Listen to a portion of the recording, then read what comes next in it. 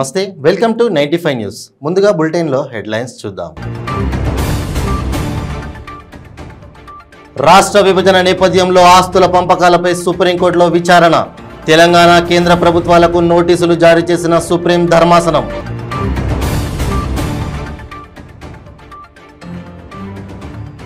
రాజకీయంగా వేగం పెంచుతున్న బీఆర్ఎస్ అధినేత కేసీఆర్ ఖమ్మంలో భారీ బహిరంగ సభ నిర్వహించాలని నిర్ణయం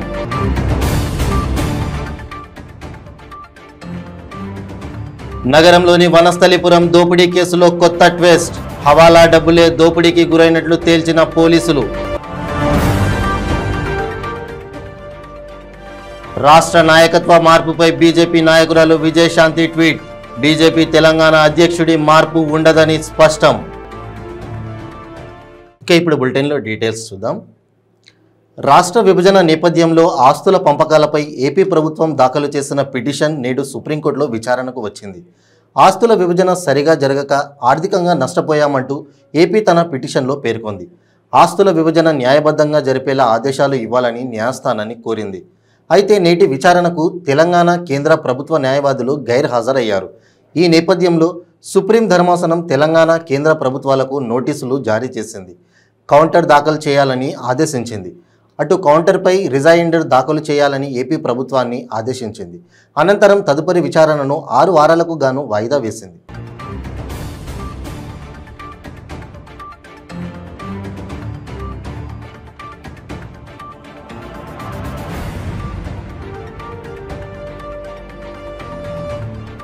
రాష్ట్ర ముఖ్యమంత్రి బీఆర్ఎస్ అధినేత కేసీఆర్ రాజకీయంగా వేగం పెంచుతున్నారు. ఈ నెల 18న ఖమ్మంలో బీఆర్ఎస్ ఆధ్వర్యంలో భారీ బహిరంగ సభ నిర్వహించాలని నిర్ణయించారు. జాతీయ పార్టీగా ఆవిర్భవించిన తర్వాత తొలిసారిగా నిర్వహిస్తున్న సభ ఇదే కావడం గమనార్హం.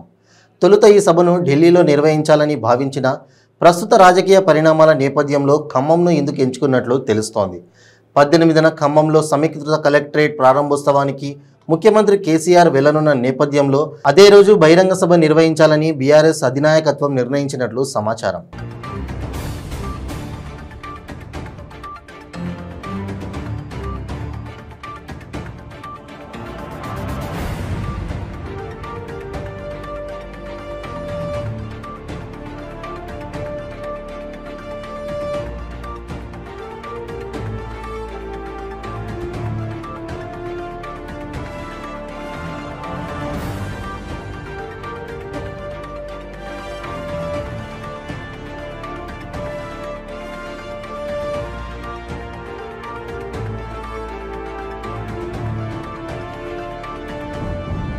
నగరంలోని వనస్థలిపురం దోపిడీ కేసులో కొత్త ట్విస్ట్ నెలకొంది. 2 కోట్లు దోపిడీ అయినట్లు అధికారులు గుర్తించారు. హవాలా డబ్బులే దోపిడీకి గురైనట్లు పోలీసులు తేల్చారు. అమెరికా నుంచి ప్రవీణ్ పంపుతున్న డబ్బులు హైదరాబాద్లో మార్పిడి చేస్తున్నట్లు పోలీసులు గుర్తించారు. రియాసత్ నగర్లోని షారుఖ్ హవాలా డబ్బులు చేరుతున్నాయి. అమెరికా నుంచి ఇప్పటి వరకు షారుఖ్ 28 కోట్లు తీసుకొచ్చినట్లు గుర్తించారు. ఎంఆర్ఆర్ బార్ యజమాని వెంకటరెడ్డి షారుఖ్ కలిసి హవాలా లావాదేవీలు జరుపుతున్నారు. పరారీలో ఉన్న షారుఖ్ కోసం పోలీసులు గాలింపును ముమ్మరం చేశారు.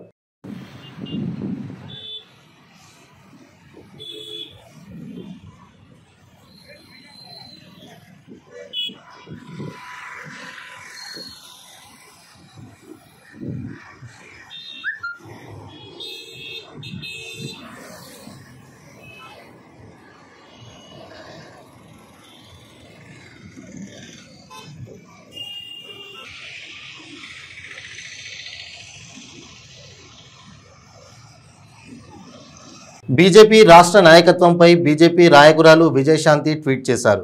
బీజేపీ తెలంగాణ అధ్యక్షుడి మార్పు ఉండదని ఆమె స్పష్టం చేసింది. బండి సంజయ్ నాయకత్వంలోనే ఎన్నికలకు వెళ్తామని అన్నారు. నాయకత్వం మార్పుంటున్న వ్యతిరేకుల ఊహాగానాలు అవాస్తవమని ఆమె కొట్టిపారేశారు. తెలంగాణ బీజేపీ నాయకత్వంలో మార్పు ఉండదని తరుణ్ చుగ్, కిషన్ రెడ్డి ఇప్పటికే స్పష్టతనిచ్చారని విజయశాంతి గుర్తు చేశారు.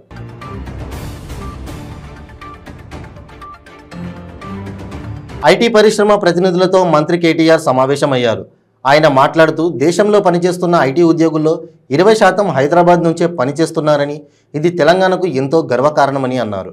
రాష్ట్రంలో ఐటీ పరిశ్రమ అభివృద్ధికి సంపూర్ణ సహకారం అందిస్తామని 2014లోనే చెప్పామని గుర్తు చేశారు. గత 8 ఏళ్లుగా పరిశ్రమ అభివృద్ధి కోసం పాటుపడుతున్నామని ఆయన తెలిపారు. Visit, and this was happening in Gandipet, the new park that we had built there. It was happening in Gandipet. So I'm happy that it's spreading and it's moving out of Hyderabad to the suburbs as well. And I'm delighted that Hyderabad is shaping up rather well. Now, coming to the future growth opportunities and what we are focused on, etc. I think one of the requests I have for HYCIA, Manisha, I think you should start looking at expanding your horizons beyond Hyderabad as well. Because while we have, Venkat and others who are working in the Kompally area who are looking to push IT in the northern part of Hyderabad, and of course Manisha herself works in the eastern part of Hyderabad, entire Infosys in Pocharam continues to grow and she can vouch for the growth in the eastern part of Hyderabad. We also need to start looking at, areas outside of Hyderabad, beyond Hyderabad, if you ask me. We have, as a government, taken a very calibrated approach. We have created IT hubs in nearly 6 cities already, 6 towns in Telangana. We have already inaugurated the one in Warangal. We've inaugurated one in Khammam, one in Karimnagar. In fact, next month we'll be inaugurating the one in Nizamabad. Next will be Nalgonda, then, Mahbub Nagar, followed by Nalgonda. Then we are looking at others like Siddipet. We're also going to launch one in Ramgundam, and the list goes on. And what's heartening is, honestly, there's a guy called Deshpande, Sanjay Deshpande, runs a company called NTT. One fine day, a friend of mine, Srinivas Reddy Surikanti, he brings Sanjay to me and he says, Anna, Sanjay is actually from Adilabad and he wants to do something there. I said, what do you mean something? He said he wants to open a center. Adilabad, at one point of time, I remember growing up in Hyderabad and Telangana and Andhra Pradesh, was a district where no officer wanted to get posted. It was a punishment district. Nobody wanted to go there because it's like the northern part of Hyderabad, northern part of United Andhra Pradesh. Nobody wanted to go there. It's almost on the border of Maharashtra. But this gentleman, who's a true son of the soil, he's from Adilabad. He said, I want to open a center there and provide local employment. Today, happy to report that we have an IT hub also shaping up in Adilabad. Sanjay has already opened his office. He's given employment to 120 plus people, all locals of Adilabad. And what is even more heartening, like Jayesh said, the BPO, KPO kind of work is not what is getting done there. They're actually doing some really cool, cutting edge stuff. I visited a company called Soft Paths in Warangal, run by, again, a son of the soil, a gentleman called Ravi Chandar. Now, Soft Paths has more than 255 employees in Warangal. So I met almost 50, 60 employees one-on-one in Warangal. I was chatting with them, trying to understand what they're up to. What made me extremely happy and exuberant was all the youngsters who were brimming with confidence. They are working in areas like AI. They're working in very, very advanced, work that you would normally do probably in Hyderabad or Bangalore.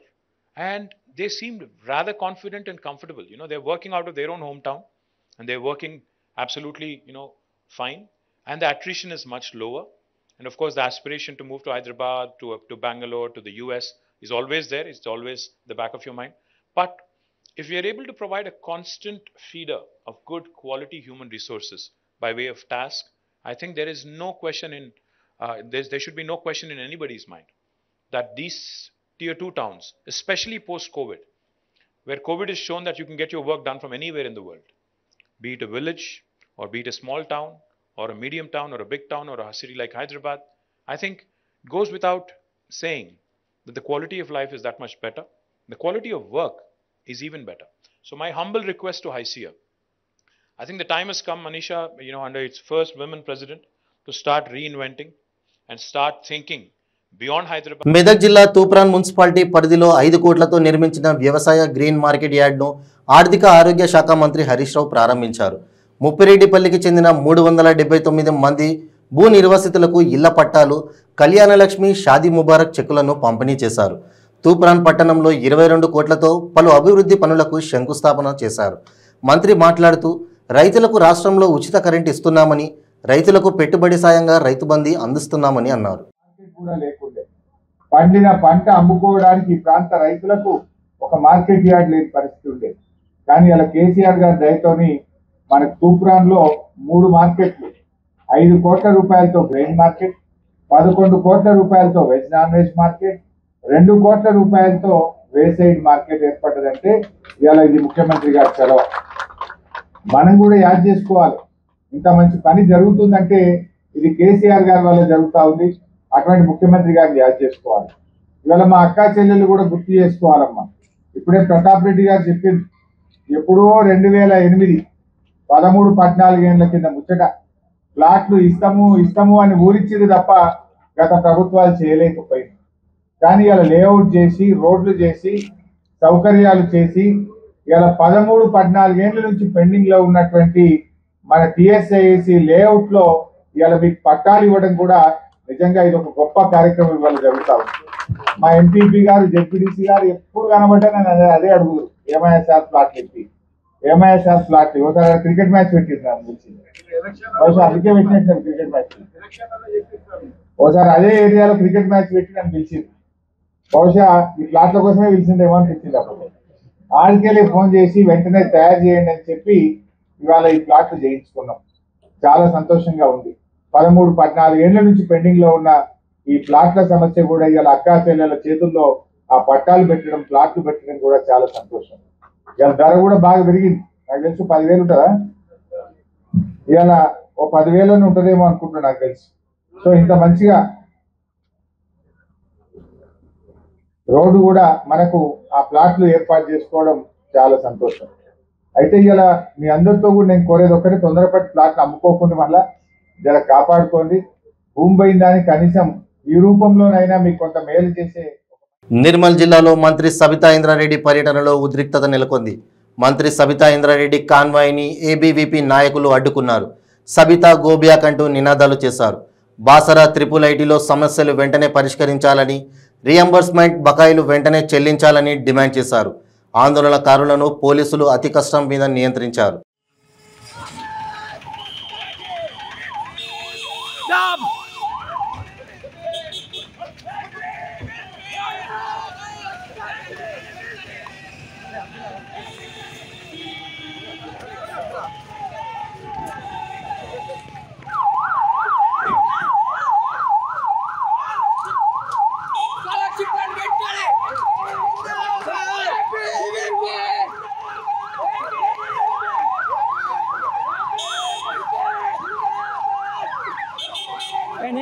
నేను video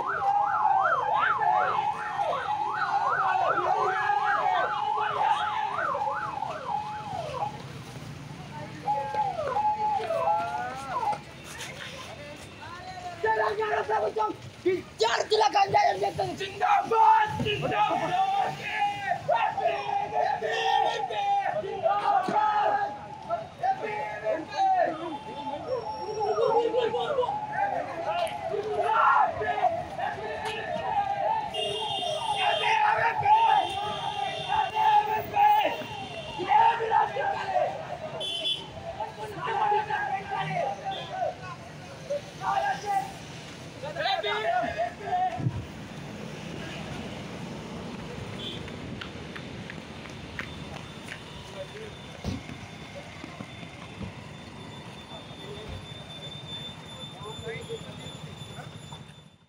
Mahabubabad జిల్లా బయ్యారం మండలంలోని బయ్యారం పెద్ద చెరువు కట్టపై bomb పేలుడు కలకలం సృష్టించింది.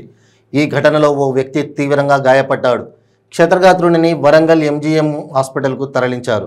అతడి పరిస్థితి విషమంగా ఉండటంతో హైదరాబాద్లోని దక్కన్ హాస్పిటల్కు తరలించారు. కురవి మండలం గుండ్రాతి మడుగు సమీపంలోని రైల్వే గేట్ వద్ద గేట్ మ్యాన్గా పనిచేస్తున్న రవి తన మిత్రులు రాజు, ఉమేష్లతో కలిసి బయ్యారం పెద్ద చెరువు సమీపంలోని గిరకతాడు కళ్ళు తాగేందుకు వచ్చినట్లు తెలుస్తోంది. ఈ ప్రమాదంలో అతడి 2 చేతులు పూర్తిగా నుజ్జయ్యాయి. కళ్ళు కూడా దెబ్బతిన్నాయి. దీంతో వచ్చిన కారులోనే మిగతా 2 మిత్రులు మహబూబాబాద్ ఏరియా ఆసుపత్రికి తరలించి పరిస్థితి విషమంగా ఉండటంతో అక్కడి నుంచి వరంగల్ ఎంజీఎంకు, అక్కడి నుంచి హైదరాబాద్కు తరలించారు. విచారణ చేస్తున్నామని, విచారణలో పూర్తి విషయాలు వెల్లడవుతాయని సిఐ బాలాజీ తెలిపారు.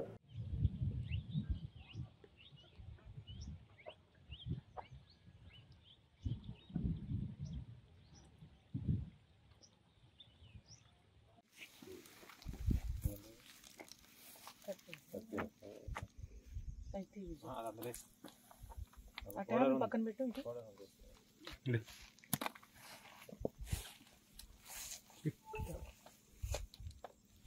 ఇది కూడా క్లాత్ అది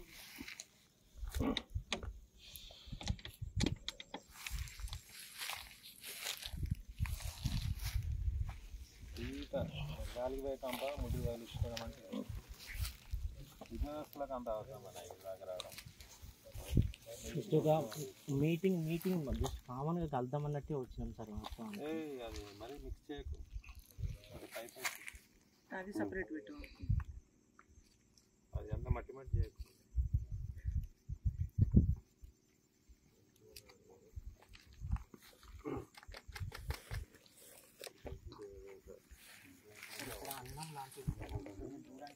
అన్నం లాంటిది ఉన్నది. మేము ప్రామిస్ అన్నం కూడా వండుకోలేదు. మేము ప్రామిస్ చెప్తానా మేడం, అన్నం వండలేదు అసలు. మేము తీసుకున్నది ఒక్కటే గంజు, ఆ గంజులో చికెనే వండినాం. ఇంకా ఇక్కడ రైస్ లాంటిది ఉన్నది మేడం. వాస్తవానికి ఇది రైస్ ఉంది, మేము వండలేదు రైస్. మేము తెచ్చుకున్నది ఒక్కటే గంజు. నేను వండేది కూడా చూపిస్తాను మీకు. తీసుకున్న చికెన్ కవర్ల కాంచెలు తీసుకొస్తా. మేము రైస్ ఏం తీసుకురాలేదు, మేము వండలేదు. ఆయన పడ్డాయి సార్. వాస్తవానికి ఆయన అక్కడ లేదు సార్. ఇప్పుడు అక్కడ ఉంది సార్, సార్ ఉన్నాడు కదా సార్, ఆ సార్ ఉన్నాడు కదా. మెదక్ జిల్లా టేక్మాల్ మండలం వెంకటాపురం శివారులో కారులో వ్యక్తి సజీవదహనం ఘటనలో మృతుడి వివరాలు వెల్లడయ్యాయి. కారులో సజీవదహనమైన వ్యక్తి భీమ్లా తండాకు చెందిన ధర్మాగా గుర్తించారు. హైదరాబాద్ సెక్రటేరియట్లో సీనియర్ అసిస్టెంట్గా పనిచేస్తున్న ధర్మ హైదరాబాద్లో నివాసం ఉంటున్నాడు. మృతుడు ఈ నెల 5న కుటుంబ సభ్యులతో ఇంటికి వచ్చాడు. ఘటనా స్థలాన్ని మెదక్ ఎస్పీ రోహిణి ప్రియదర్శిని పరిశీలించారు.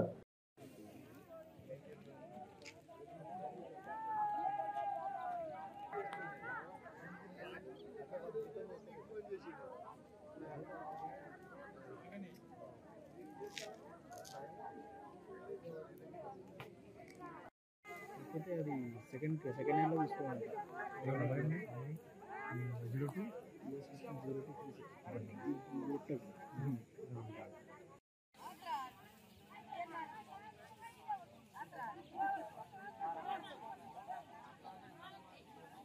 మద్దిరాల మండల గౌడ జనహక్కుల పోరాట సమితి నూతన అధ్యక్షుడిగా చామకూర మల్లయ్య గౌడ్ను ఎన్నుకోవడం జరిగింది. ఈ కార్యక్రమంలో ముసుగుంపుల వినోద్, దండంపల్లి ఉమేష్, మల్లారపు ఉమేష్, సంపత్ తదితరులు పాల్గొన్నారు.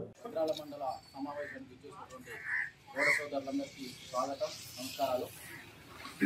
ఈ సమావేశానికి అధ్యక్షత వహించాల్సిందిగా నూతనంగా ఎన్నికైనటువంటి మన మద్దిరాల మండల గౌడజన హక్కుల పోరాట సమితి అధ్యక్షుడు చామకూరి మల్లయ్య గౌడ్ గారిని, సభాధ్యక్షుడి గారిని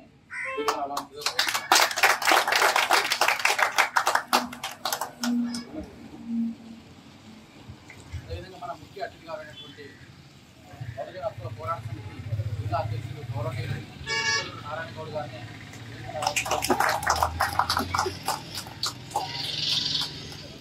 అదేవిధంగా మన మార్కెట్ కంపెనీ డైరెక్టర్ గౌడ్ గారిని,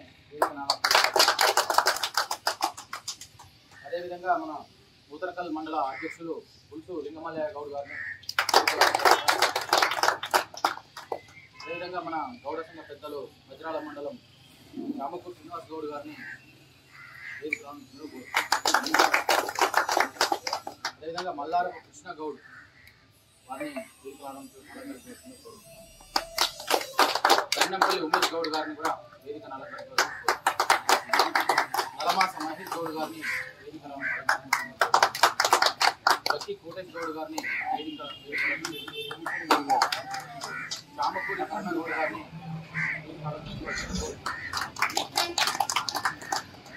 ఈరోజు జరిగే సమావేశానికి సభాధ్యక్షులు వహిస్తున్నటువంటి మద్దిరాల మండల చామకూరి మల్లయ్య గౌడ్ గారిని,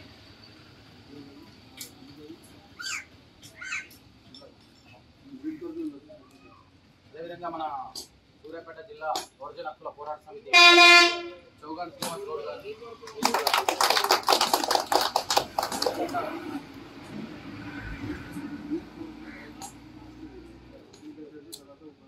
అదేవిధంగా మన తుంగతుర్తి డివిజన్ వర్కింగ్ ప్రెసిడెంట్ అయినటువంటి సున్న పురందర్ గారిని,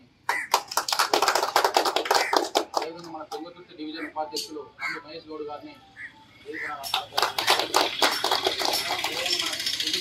ప్రధాన కార్యదర్శి గౌడ్ గారిని వేదిక ఈ సమావేశాన్ని ఉద్దేశించి అధ్యక్షుడు గారిని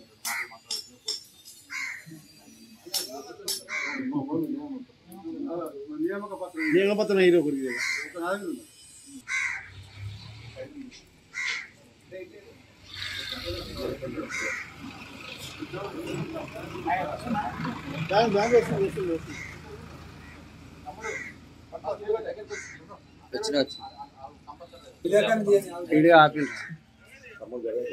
మచిలీపట్నంలో ఆధునీకరించిన స్విమ్మింగ్ పూల్, నూతన జిమ్ను షాప్ చైర్మన్ బైరెడ్డి సిద్ధార్థ్ రెడ్డి ప్రారంభించారు.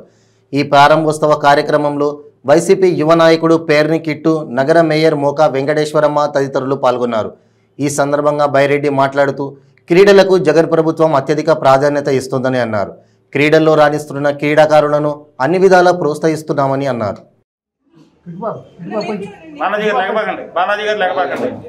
బాలాజీ గారు లేకొద్దు ప్లీజ్. Okay sir, right.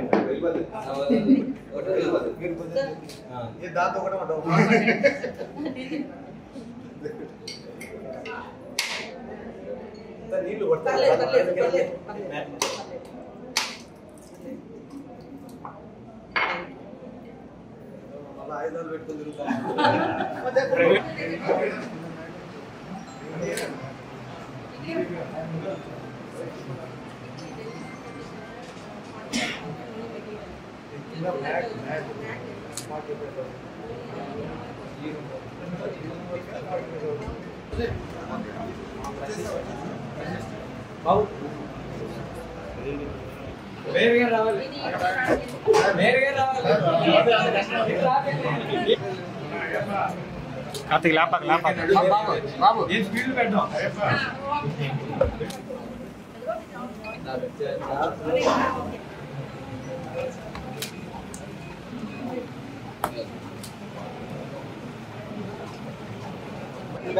కొంచెం బ్యాక్ రమ్మా. అదే అటు పెట్టుకోవాలి.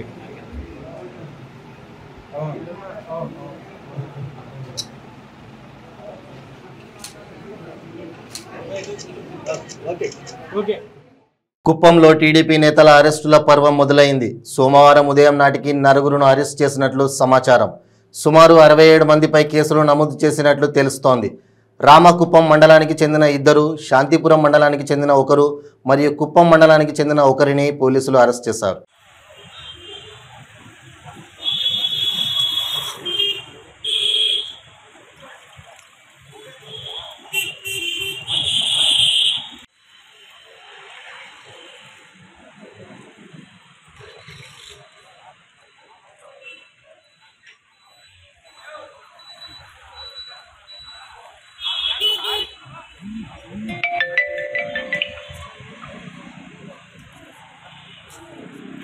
రాష్ట్రంలో ఈడబ్ల్యూఎస్ రిజర్వేషన్లు పారదర్శకంగా అమలు చేయాలని మరియు ఈ రిజర్వేషన్ల ద్వారా ఎంతమందికి లబ్ధి చేకూరుతుందో శ్వేతపత్రం విడుదల చేయాలని గత ప్రభుత్వం అసెంబ్లీ తీర్మానం చేసిన 5% రిజర్వేషన్ల కేటాయింపులు జరగాలని కోరుతూ కాకినాడ నాగమల్లితోట జంక్షన్ వద్ద విద్యార్థులు నిరసన వ్యక్తం చేశారు.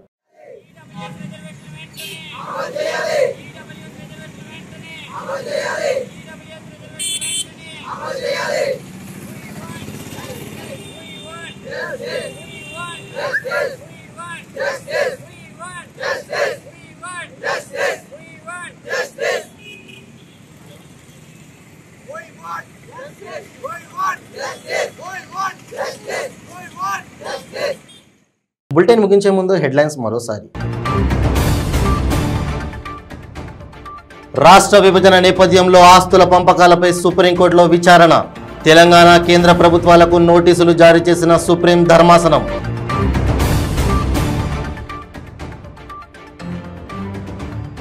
రాజకీయంగా వేగం పెంచుతున్న బీఆర్ఎస్ అధినేత కేసీఆర్. ఖమ్మంలో భారీ బహిరంగ సభ నిర్వహించాలని నిర్ణయం.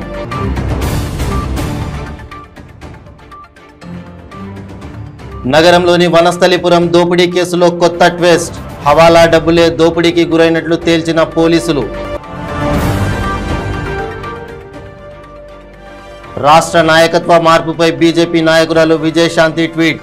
బీజేపీ తెలంగాణ అధ్యక్షుడి మార్పు ఉండదని స్పష్టం. ఇవి బులెటిన్ అప్డేట్స్. మరిన్ని అప్డేట్స్ కోసం చూస్తూనే ఉండండి 95 న్యూస్.